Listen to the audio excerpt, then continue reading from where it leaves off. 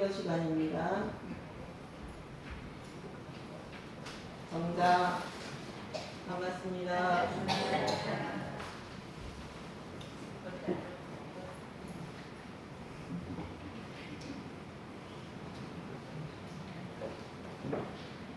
제가 제목을 돈을 벌려면 했더니 교당에서 돈 버는 방법 알려줘요 그러더라고요. 제가 저기 추구에 사는 한송희 변호사를 만났어요. 근데 그 한송희 변호사가 하는 이야기가 들어볼 만해서 전하려고 그러는 그 한송희 변호사가 친구들 몇하고 어느 절에를 갔대요. 절에를 갔더니 그 스님이 무엇이든지 물어보라고 그러더라네요. 무엇이든지 물어볼 거 있으면 물어봐라 그러더래요. 그러니까 이제 자기 친구들이 한 가지씩 다 물었대.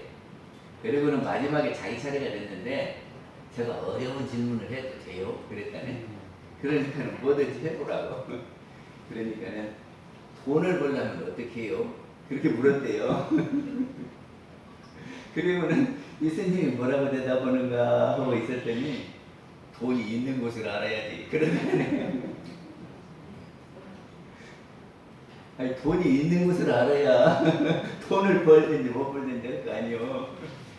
그러니까 그럼 돈이 어디 있는데요? 그러니까 아이 호주머니 속에 있지.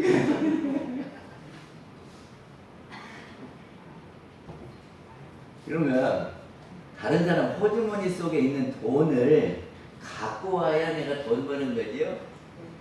근데 거기까지 이야기를 했대. 그리고는 한석희 변호사가 추구교단 교도회장이거든요. 그리고 이제 친구들하고 그 뒤 이야기를 하는 거예요. 그러면서 추구에서 추어탕집을 하는 사람이 있는데 그 사람이 가만히 생각해 보니까 그 사람마다 돈을 귀하게 알잖아요. 그리고 호주머니 깊숙이 잘 간직하고 있잖아요. 그렇죠? 근데 추어탕 사 먹겠다고 이렇게 주머니 속에다 넣어놓은 것을 이렇게 내놓은대요. 어? 그래서 자기를 돈 벌으라고 그 아까운 돈을 나한테 줬는데 얼마나 고맙는지 모른대요. 추어탕집 주인이 하는 소리예요. 그리고 나 돈 벌어주려고 멀리서 찾아와가지고 우리 집 와서 이렇게 돈을 내놓는다고. 근데 그 사람들이 없으면 내가 같이 돈을 벌겠느냐고 이런 생각을 한다네. 그러니까 어느 손님이 엄청 고맙대요. 그래서 진짜 반갑고 고마운 사람이요. 그러니까 그 집에 오는 사람은 그냥 고마워 반가워서 인사를 하잖아요. 그리고 고맙잖아요. 그러니까 추구에는 깻잎이 많이 나거든. 그러게 그 깻잎을 갖다가 오는 손님들한테 이렇게 준대요. 고맙다고.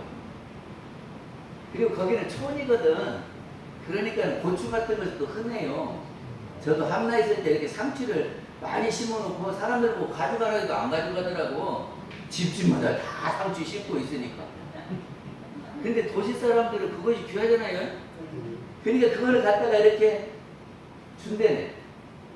그러니까는 손님들이 와갖고 반갑게 맞이하고 또 오셨느냐고 그러고, 어? 그리고 고맙다고 이렇게 상추도 갖다 주고 뭐 그러니까 사람들이 또 온대요. 그래갖고 자기가 돈 번다고 감사하다. 그래서 저기 세상 사람들이 나를 돈 벌려주는 은인이다 이렇게 생각을 한다네. 어? 세상 사람들이 다 나의 은인이다 생각한대요. 그러니까 얼마나 고마워해야 되겠어요. 저 사람들이 아니면 내가 어떻게 돈 벌겠냐. 어? 그리고 내가 돈이 없으면 못 살잖아요. 근데 나를 살려주는 고마운 사람들이다 그런 생각을 했다고 그래요. 근데 그 이야기를 듣다가 가만히 생각해 보니까 대종사님께서 돈 버는 방식을 법문에다 해주셨어요. 그래서 이게 이제 수행품 8장이죠. 수행품 8장에 보면은 돈 버는 방식이 두 가지가 있다 그랬습니다. 그렇게 보셨습니까? 하나는 밖으로 전문 기술을 익혀서 돈 버는 방법이 있다 그랬죠? 그것이 지금 우리 세상 사람들이 하는 겁니다. 뭐라도 공부해서 그것을 가지고 돈 벌려고 하는 거지요. 그래서 그걸 익히기 위해서 우리는 학교를 다니고 학원을 다니고 그래서 배워가지고 그 기술을 가지고 돈을 번다 그 말이죠. 그리고 대종사님께서는 그 방법도 있지만 또 안으로 마음을 잘 써서 돈 버는 방식이 있다 그랬습니다. 그러면서 예를 들으신 것이 뭐냐면 이 공부를 하다가 보면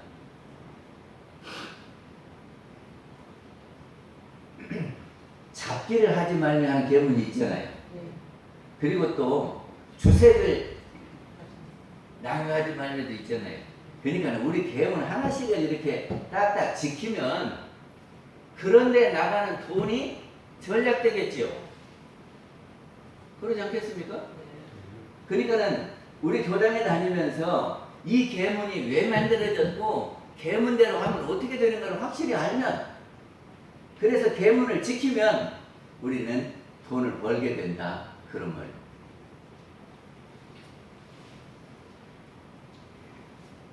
전에 있던 함나교당 교도회장님이 부자요. 어떻게 부자냐면 돈이 굉장히 많아. 그래서 회장님 어떻게 저기 부자가 됐어요? 그러니까 자기는 들어오고 안 나가면 부자 돼요. 그러더라고요.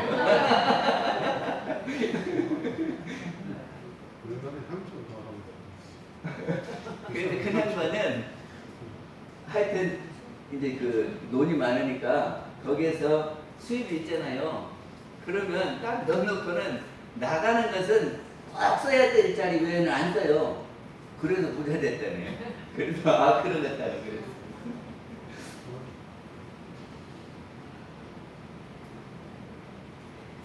그래서 우리는 돈을 벌기 위해서 공부를 하는데요. 공부를 하는데 학교 공부는 전문 지식을 익혀서 그 지식을 통해서 돈 벌으라고 하는 거죠. 그리고 우리 도당은 마음 공부를 통해서 마음을 어떻게 쓰느냐 해갖고 그 쓰는 마음으로 돈을 버는 거예요.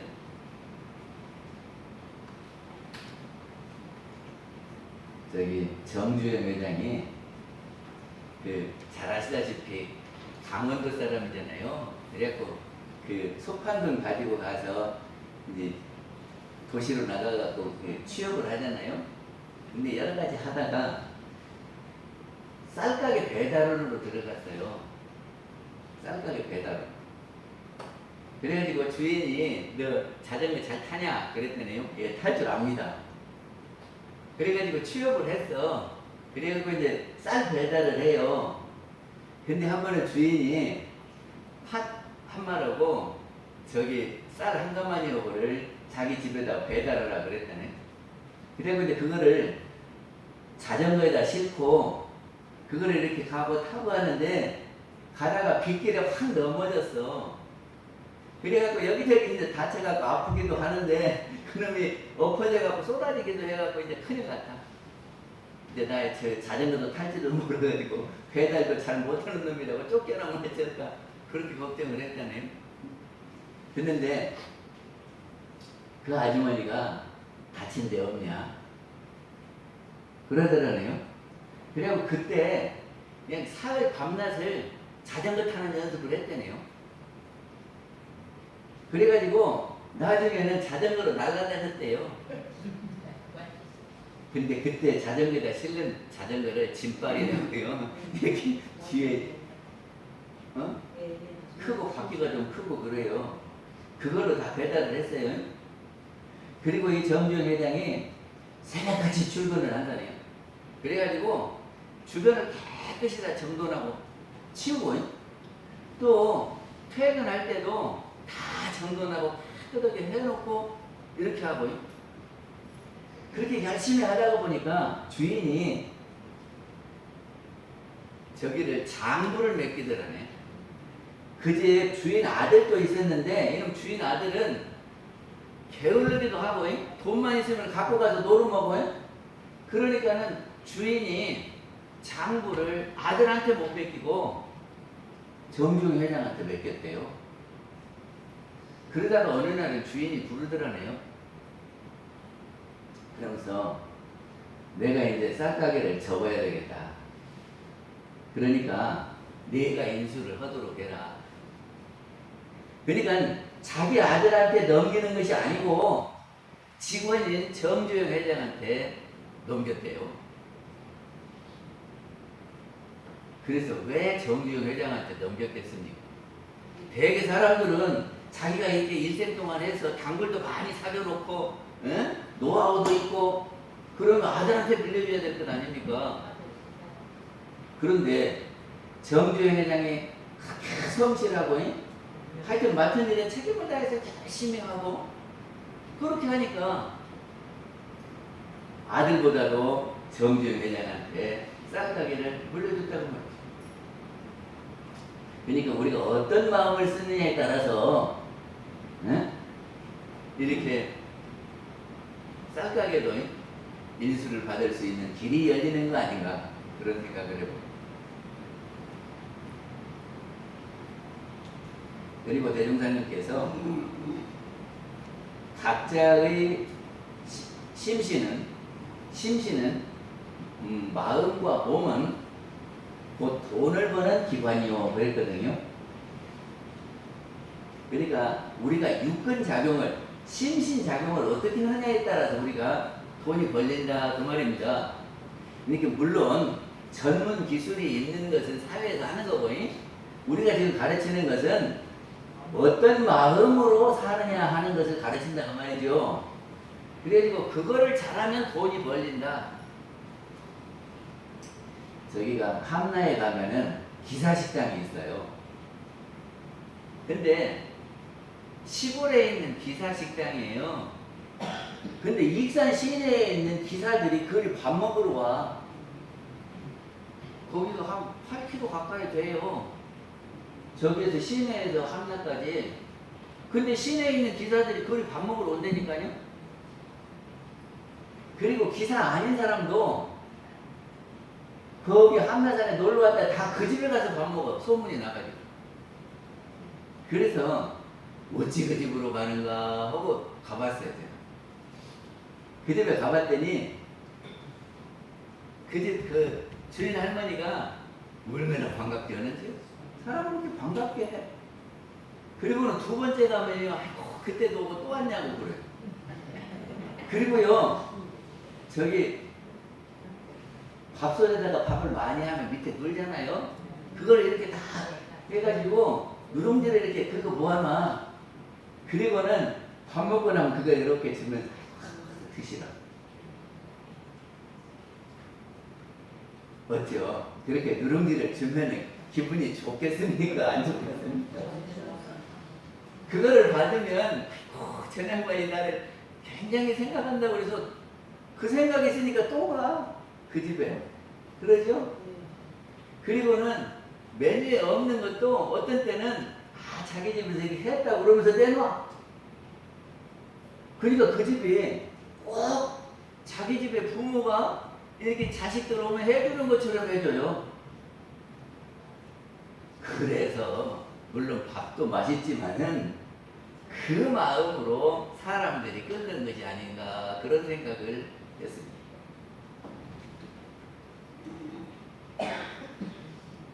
그리고 돈을 이렇게 하라 하시는 것 같아요.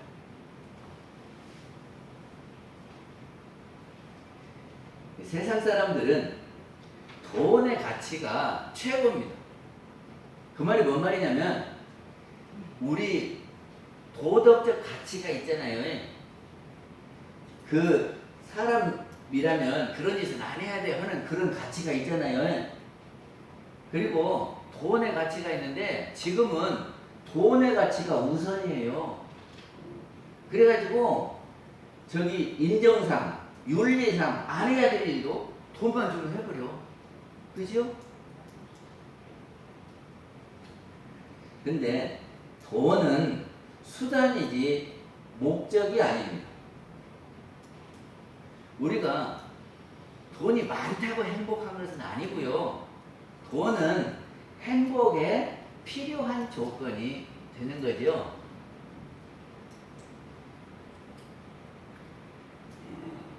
돈은 죽으면 갖고 가는 게 아니라 다 놓고 가는 거죠. 아무리 어떻게 해도 죽을 때는 못 갖고 가니까. 그래서 마치 무엇과 같으냐 그러면 장난감하고 똑같아요. 장난감은 있으면 열심히 갖고 노는 거죠. 그리고는 다 크면 그건 필요 없어요. 그래요, 안 그래요? 이게 우리가 살 때는 돈이 필요해. 그러지만 죽으면 그 돈을 다 놓고 가니까 영원히 필요한 것은 아니다. 그런 말이죠.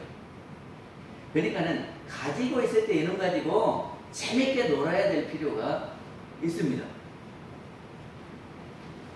그런 거지. 우리가 돈 때문에 괴로워할 것은 없어요. 많이 쌓아놓아도 나중에 갈 때는 하나도 못 갖고 가는데 그거 먹으려고 막 괴로워하고 그냥 못 살고 그러다가 돈 모아놓고 죽어버리면 소용없잖아요. 그래서 우리가 올 때에 우리 환경은 전생에 우리가 지어놓은 것에 과보요. 전생의 것을 이렇게 받은 거예요. 그러니까 그것이 자본이다 그런 말이죠. 근데 자본은 자기 재산도 있고요. 대출받은 것도 있어요. 어? 자기 자본도 있고요. 대출받은 것도 자산이요. 근데 그거를 가지고 이제 저기를 생활을 하잖아요. 근데 이거를 우리가 무엇을 하기 위해서 대출을 받았다 쳐요. 그러면 대출 받아가지고 가만히 지금 당장 먹고 살기가 힘들으니까 그런 거 갖고 그냥 그 필요한 데서 다 쓰고 하나도 없애버리는 사람도 있고, 그죠? 이놈을 대출을 받았으니까 아이고 이놈 쓰면 안 돼. 그래가지고 그냥 가만히 놓아놓고 있는 사람도 있고, 어떤 사람은 그 대출을 받은 거 갖고 무엇인가 해서 사업을 해서 늘리는 사람도 있고 그래요. 그래서 내가 지금 가지고 있는 것은 대출받은 거다 이렇게 생각하고 이 받은 것을 어떻게 활용해서 내가 필요한 것을 얻느냐 이렇게 생각하기도 한다 그런 말입니다. 잘 모르시겠어요? 저기 무본편 57장에 정산종사님 이야기를 하면 알 거예요. 정산종사님이 무슨 이야기를 하냐면 딸 셋 이야기를 해요. 어떤 사람이 딸 셋을 뒀는데 시집 갈 때마다 벼 한 마리씩을 줬대요. 딸들한테. 그랬더니 큰 딸은 그놈을 갖고 가서 당장 먹을 것이 없으니까 그놈을 찧어서 먹어버렸대요. 그리고 또 가난하게 살아. 근데 두 번째 딸은 아이고 아버지가 주신 거, 아버지가 먹고 싶은 거 쓰고 싶은 거를 안 쓰고 나를 주셨으니 어찌 내가 그것을 손을 댈 수 있느냐. 그래가지고 선반에다 딱 올려놓고 저것은 아버지가 주신 것이야. 그리고 늘 바라보고 있었대요. 그리고 또 가난하게 살아. 근데 세 번째 딸은 아이고 이것을 주셨으니 이것을 자본으로 해서 내가 뭔가를 해야 되겠다 그러면서 그놈으로 농사를 지었대요. 벼 한 말로. 근데 벼 이삭 하나에 나달이 몇 개 붙은지 압니까? 모르지? 옛날에 적힐 때는 135개 막 이렇게 붙었어요. 그러면 벼씨 하나를 이렇게 심으면요 이렇게 하나만 올라오는 줄 아시죠? 안 그래요.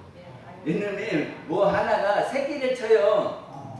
그래갖고 뭐를 우리 심을 때 세 포기, 네 포기 이렇게 해갖고 심거든? 그런데 가을에 심은 것을 이렇게 자를 때 보면은 한 주먹 돼요. 그러니까는 하나가 몇 개를 새끼 치는지 몰라. 새끼를 쳐서 이렇게 대가 여러 개가 되고 그 한 대에서 130개가 열린다 그러면 몇 배로 튀겨지는 거예요. 이게 농사를 잘 짓기만 지으면 굉장히 불어나는 거예요. 그래서 이 셋째 딸은 그걸로 농사를 지어서 많은 수확을 얻고 아버지한테도 아이고 제가 농사를 지었습니다 그러고 아버지한테도 갖다 드리고 자기한테 필요한 돈도 쓰고 그리고 내년에 또 농사 지을 또 종자도 주고 그랬다 그래요. 그래서 어떤 딸이 잘했냐 하고 정산 용사님이 물으시는 겁니다.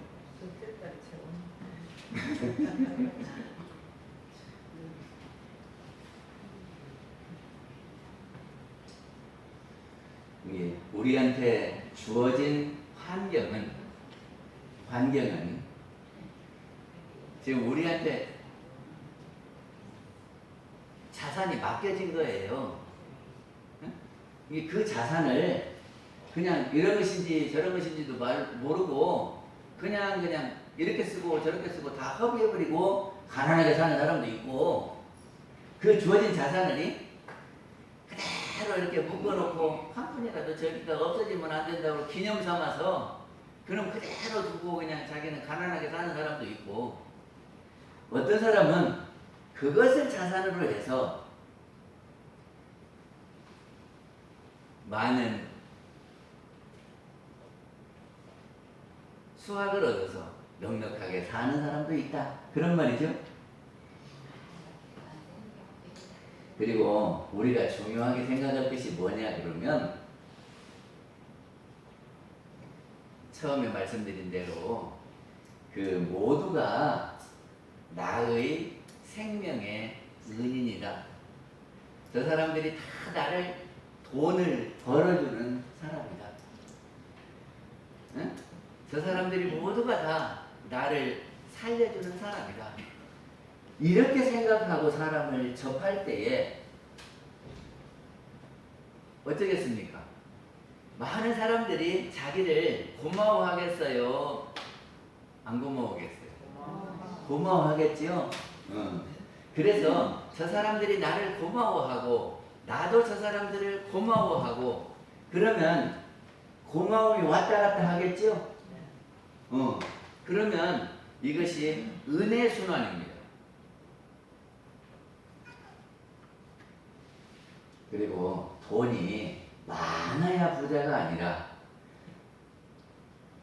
넉넉함을 아는 사람이 부자고, 예? 그리고 돈이 비록 적다고 하더라도 그거 가지고 나눌 수 있는 사람이 부자거든요. 그렇지 않습니까?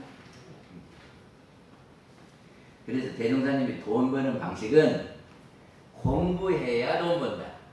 그래서 학교 공부를 하든지 학원을 잘 다니는지 해서 무슨 전문 기술을 익혀갖고 돈도 벌어야 되고, 그리고 교당에 와서 마음 공부해가지고 실제로 다른 사람들이 은혜인 줄을 알고 그 은혜를 갚는다고 생각하고 그렇게 하면 돈 번다. 그 말이죠. 그리고 우리 계문에 하지 말라는 것이 많이 있어요. 그래서 그 계문대로 해서 근검 전략이 되면 우리가 돈 번다. 맞습니까? 그래서 오늘은 대종사님의 그 돈 버는 방식을 생각하셔서 우리가 풍족한 생활을 하시면 좋겠습니다. 마치겠습니다. 감사합니다. 성가 시간입니다. 성가 167장 꽃들이 피어나네입니다. 167.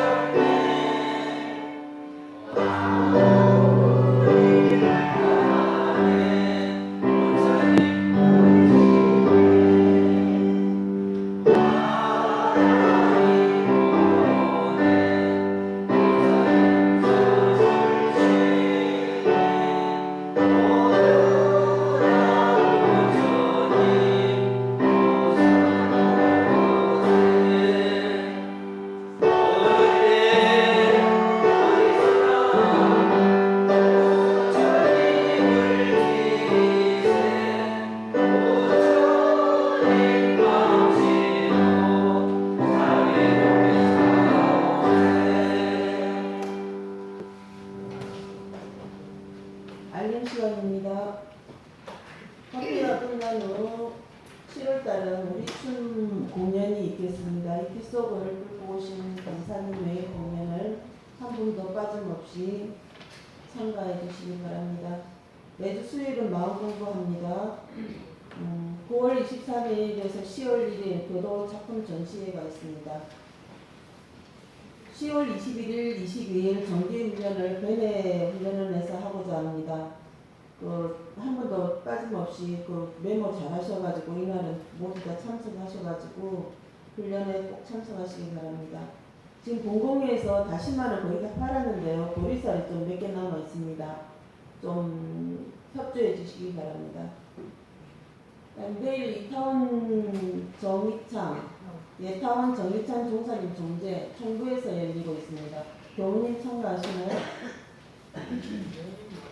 하실 분이 있으면 말씀하세요. 네. 함께 참가하시고자 하는 분은 교우님께 말씀드리기 바랍니다. 하시냐고요? 지금 생각 중입니다. 네. 저는 그거라도 붙이려고. 네. 다른 분. 우리 그 네. 네, 이상으로 원기 108년 7월 16일 정포교당 정례법회를 마치도록 하겠습니다. 마음입니다. 고맙습니다. 저기 춤 공부를 많이 하려고 설교를 짧게 했습니다. 바로 이래서 하겠습니다. 예, 좋습니다.